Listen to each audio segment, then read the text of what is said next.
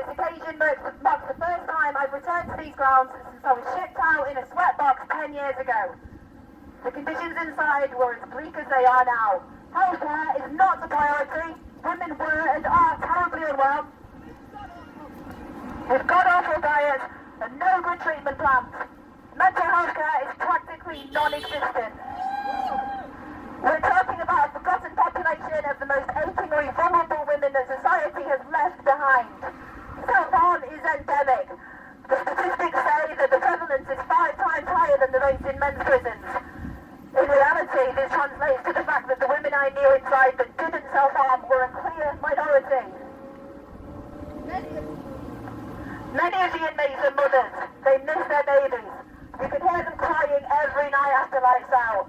The fear and pain and despondency they feel is palpable. There are women as well that feel safer here. They welcome institutionalization even under these dire circumstances. Because their lives have been fraught with and rent asunder by male violence. From their fathers, friends, strangers, partners and husbands. We know the numbers. 60%, well over half, report experiencing domestic violence. 30% report sexual assault.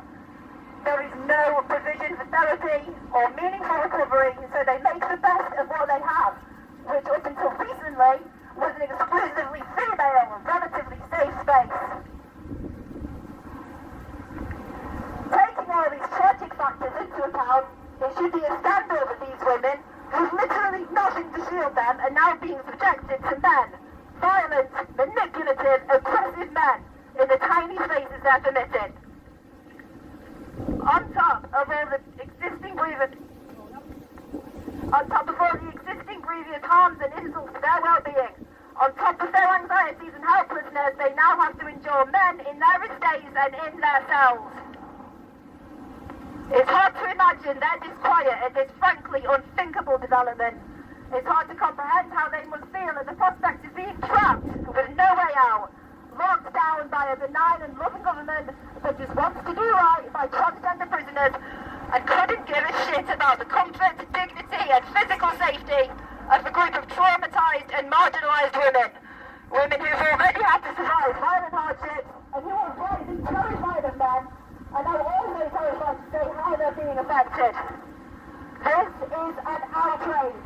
This subject brought me as close to the forefront of campaigning as I could get because I know firsthand from my own lived experience that female prisoners are barely afforded a second consideration in society. We are pariahs. We're judged, unemployable and scarred. The women in this prison have vanishingly few advocates, which is precisely why they were among the first to suffer the horrific consequences of the transgender experiment. This situation is disgusting. Whether it's a heinous oversight